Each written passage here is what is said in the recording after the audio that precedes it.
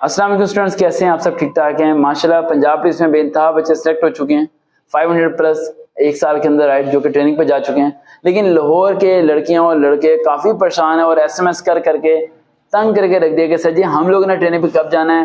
हरूनाबाद वाले, साहिवाल वाले, मुल्तान वाले, पिंडी वाले, हर डिस्ट्रिक्ट के लोग जा चुके हैं, लेकिन लोहरियों को तो कोई घास ही नहीं डाल रहा। आखिर लोहरी जाएंगे किधर? और जिसमें एक लड़की का नाम है आमना और एक लड़की का नाम पता नहीं वसीम है या फ़हीम नाम है, मैं भूल रहा हूँ, शायद नाम गलत ना बताऊं।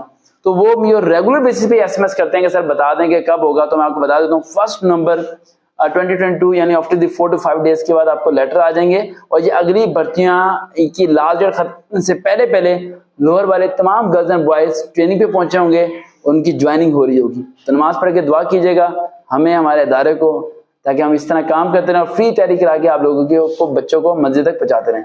देखते हैं चैनल सर वकार, दोबारा मुलाकात होगी। अल्लाह हाफिज।